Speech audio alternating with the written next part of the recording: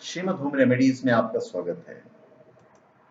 और हम आपको बताएंगे एक रहस्यमय और आश्चर्यजनक एक ऐसी घाटी जहां अद्भुत संजीवनी फूल और पौधे खिलते हैं।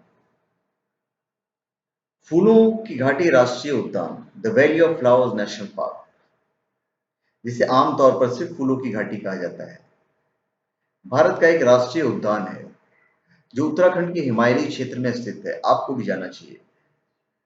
नंदा देवी राष्ट्रीय उद्यान और फूलों की घाटी राष्ट्रीय उद्यान सम्मिलित रूप से विश्व धरोहर स्थल घोषित है। यूनेस्को ने इसे घोषित किया है। यह उद्यान 87.50 स्क्वायर किलोमीटर क्षेत्र में फैला हुआ है। फूलों की घाटी को सन 1982 में राष्ट्रीय उद्यान घोषित किया गया। फूलों की घाटी पहुंचने के लिए चमोली जिले का अंतिम बस अड्डा गोविंद घाट 275 किलोमीटर दूर है। यहाँ से प्रवेश स्थल जो है उसकी दूरी है 13 किलोमीटर, और यहाँ से जो पर्यटक है वो 3 किलोमीटर लंबी और आधा किलोमीटर चौड़ी फूलों की घाटी में घूम सकते हैं। जोशीमठ से गोविंद घाट की जो दूरी है वो है 19 किलोमीटर। अब मैं आपको डिटेल्ड में घाटी और फूलों के बारे में बताऊंगा। किंवदंती है कि रामायण काल में हनुमान जी संजीवनी बूटी की खोज में इसी घाटी में पधारे थे। इस घाटी का पता सबसे पहले ब्रिटिश पर्वतारोही फ्रैंक एस स्मिथ और उनके साथी आर.एल. होल्सवर्थ ने लगाया था, जो इत्तेफाक से 1931 में अपनी कामेट पर्वत के अभियान से लौट रहे थे। इसकी बेइंतहा खूबसूरती से प्रभावित होकर स्मिथ 1937 में इस घाटी में वापस आए और 1968 में वैली ऑफ फ्लावर्स नाम से किताब प्रकाशित करवाई। हिमच्छादित पर्वतों से घिरा हुआ और फूलों की 500 से अधिक प्रजातियों से सजा हुआ एक क्षेत्र बागवानी विशेषज्ञों या फूल प्रेमियों के लिए एक विश्व प्रसिद्ध स्थल बन गया है। वैसे तो कहते हैं कि नंदकानन के नाम से इसका वर्णन रामायण और महाभारत में भी मिलता है। माना जाता है कि यही वो जगह है जहां से हनुमान लक्ष्मण के लिए संजीवनी लाए थे। परंतु स्थानीय लोग इसे परियों और किन्नरों का निवास स्थान कहते हैं और यहाँ आने से अब भी कतराते हैं। हालांकि आधुनिक समय में ब्रितानी पर्वतारोही फ्रैंक स्मिथ ने 1931 में इसकी खोज की थी और तब से ये जो जगह है वो पर्यटन स्थल की तरह से फेमस रहा है। यहाँ हर साल अब हजारों की संख्या में पर्यटक आते हैं और इस घाटी की सुंदरता देखकर मंत्रमुग्ध रह जाते हैं। हैनमिथक के मुताबिक वर्ष 1982 में इसे राष्ट्रीय पार्क घोषित किया गया और यूनेस्को द्वारा इसे विश्व धरोहर के रूप में संरक्षित कर दिया गया। तथ्य को माने तो माना जाता है कि हर साल बर्फ पिघलने के बाद यह घाटी खुद ब खुद बेशुमार फूलों से भर जाती है। लेकिन मध्य सितंबर से नवंबर के पहले सप्ताह तक यहाँ पर पीक समय होता है। यहीं पर काम करने वाले जो विशेषज्ञ लोग हैं वो बताते हैं कि हर हफ्ते यहाँ फूलों के खिलने का पैटर्न बदल जाता है।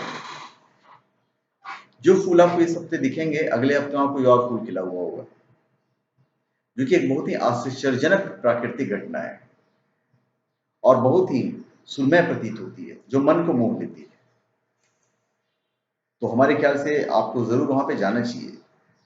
कहा जाता है कि यहाँ के फूलों में अद्भुत औषधीय गुण होते हैं और यहाँ मिलने वाले सभी फूलों का दवाइयों में इस्तेमाल होता है और हृदय रोग, अस्थमा, शुगर, मानसिक उन्माद, किडनी, लीवर और कैंसर जैसे भयानक रोगों को ठीक करने की क्षमता रखती है ये औषधियां जो यहाँ पाई जाती है। मैंने वैली ऑफ फ्लावर्स के बारे में काफी कुछ पढ़ा था, लेकिन जब इसके बारे में और अधिक जानकारी प्राप्त की तो महसूस हुआ कि वह शब्दों में बयान नहीं हो सकता है।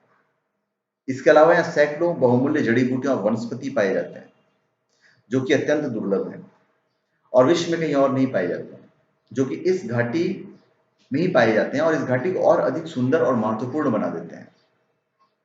पर्यटकों के यहाँ आने के लिए ऋषिकेश से गोविंद घाट तक मोटर मार्ग और फिर गोविंद घाट से 17 किलोमीटर का पैदल रास्ता तय करना होता है, तो थोड़ी सी लंबी दूरी है। सरकारी आंकड़ों के मुताबिक पिछले कुछ वर्षों से पूरी देखरेख न होने से यहाँ बड़े पैमाने पर जड़ी बूटियां की तस्करी होने लगी थी, लेकिन 10 साल पहले यहाँ लोगों के आने जाने पर पाबंदी लगा दी गई थी और उसके बाद वनस्पतियों को एक बार फिर फलने फूलने का मौका मिला। यहाँ के अधिकारी अब काफी संतुष्ट नजर आते हैं। उनका कहना है कि इस बार रिकॉर्ड संख्या में पर्यटक ये घाटी देखने आए हैं। नवंबर के अंत तक, ये नवंबर जो आ रहा है, ये नवंबर के अंत तक एक बार घाटी जो है फिर बर्फ के चादर के से पूरी पूरी तरह से ढक जाएगी। यहाँ पे बहुत से अद्भुत पौधे पाए जाते हैं। नवंबर से मई माह के मध्य घाटी सामान्यतः हिमाच्छादित रहती है और जुलाई और अगस्त माह के दौरान यहाँ कई प्रजातियों के लाखों पुष्प और पौधे एक साथ खिल उठते हैं तथा एल्पलाइन जड़ी की छत की जाल की पंखुड़ियों में रंग मतलब छिपे रहते हैं। चारों तरफ फूल ही फूल आपको दिखेगा और यहाँ अनलिमिटेड फूल हैं, मतलब जिनका नाम मैं नहीं बयान कर सकता हूँ, बहुत से नाम तो मुझे भी नहीं पता होंगे। इस घाटी में कई और विभिन्न प्रजातियां के जून से सितंबर के महीनों में बहुत बहुत सारे फ्लावर्स पाए जाते हैं, जैसे एनिमोन, जर्मेनियम, मार्स, गेंदा, प्रिभुला, पोटेंटिला, ज्यूम, तारक, लिलियम, इंडुला, सौसूरिया। मुझे इतनी नाम है कि शायद मैं प्रोनाउंस भी नहीं कर पाऊँ और शायद इतने नाम याद भी नहीं रहेंगे। हालांकि ये यहाँ पाए जाने वाले लाखों प्रजातियों में से बहुत थोड़ी प्रजातियों का मैं दो चार नाम मैंने बताया, मतलब मैंने जितना बताया उससे लाखों ज्यादा है। हालांकि यहाँ पाए जाने वाली लाखों प्रजातियों में मैंने सिर्फ कुछ एक के नाम बताए। अरबों किस्मों की जड़ी बूटी और प्रजातियों के फूल पाए जाते हैं। इसलिए आपसे गुजारिश करूंगा कि आप खुद जाएं वहां पर और एक बार देखें, आप शायद वापस नहीं आना चाहेंगे। तो धन्यवाद। आप हमारे चैनल पे सब्सक्राइब करें और अपने कमेंट दीजिए। धन्यवाद।